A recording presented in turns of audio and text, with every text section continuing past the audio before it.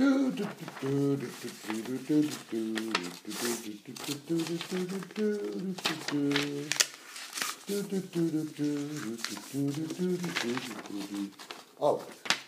good morning. Today's November 11th. It's time for the Blue Water Vicarious Schools video of the day. It's Origami Day, so I was doing some origami. But most importantly, today is Veterans Day, and it's a good day to thank a veteran. If you have a family member who's a veteran or a relative, make sure that you give them a call or shoot an email or a text just thanking them for their service today.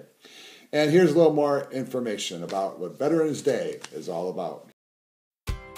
You probably know that every year on November 11th, Americans celebrate Veterans Day to honor the millions of men and women who have served or are serving in the nation's armed forces. But bet you didn't know the whole story behind the holiday. For starters, it wasn't originally called Veterans Day, but Armistice Day, to commemorate the truce signed between the Allies and Germany in World War I on the 11th hour of the 11th day of the 11th month of 1918. The first Armistice Day in the U.S. was celebrated on November 11th, 1919. All business was suspended for 2 minutes starting at 11 a.m., and parades and public gatherings were held to commemorate the occasion. Later, America also began honoring its unknown soldiers on Armistice Day, a tradition that continues today. At 11 a.m. every Veterans Day, a color guard ceremony represents all branches of the military at the Tomb of the Unknowns in Arlington National Cemetery. In 1954, the name was changed to Veterans Day, following a national campaign to have the day honor all veterans, not just those who served in World War I.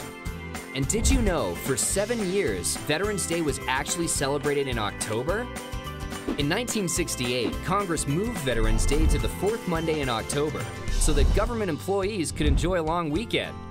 But in 1975, President Gerald Ford returned Veterans Day to November 11th due to the historical significance, and that's where it sits on the calendar today. And do you know the difference between Memorial Day and Veterans Day? Both of them honor those men and women who have served in the military, but Memorial Day honors America's war dead, while Veterans Day honors all American veterans, living and dead.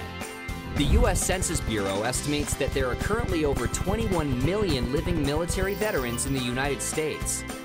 More than 16 million of these served during times of war, while 5.5 million served during peacetime only. So this Veterans Day, don't forget to say thanks to some of the millions of men and women who have served our country. Our saint today is St. Martin of Tours. St. Martin of Tours was one of the first saints that was not a martyr.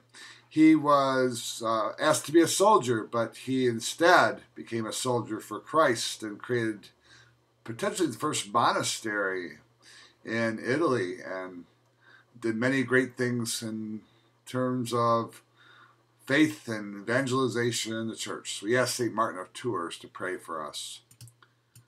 Our verse of the day is, for those who are present age or rich, command them not to be haughty or to set their hopes on the uncertainty of riches, but rather on God, who richly provides us with everything for our enjoyment. They are too good to be rich in good works, generous and ready to share, thus storing up for themselves the treasure of a good foundation for the future, so that they may take hold of the life that is really life. And what that means is that we all know about our bank accounts on earth where we keep money. We have to also be aware of our bank account in heaven, that we do plenty of good work so our balance is strong. Our joke of the day, what do you call a shoe made from a banana? It is a slipper.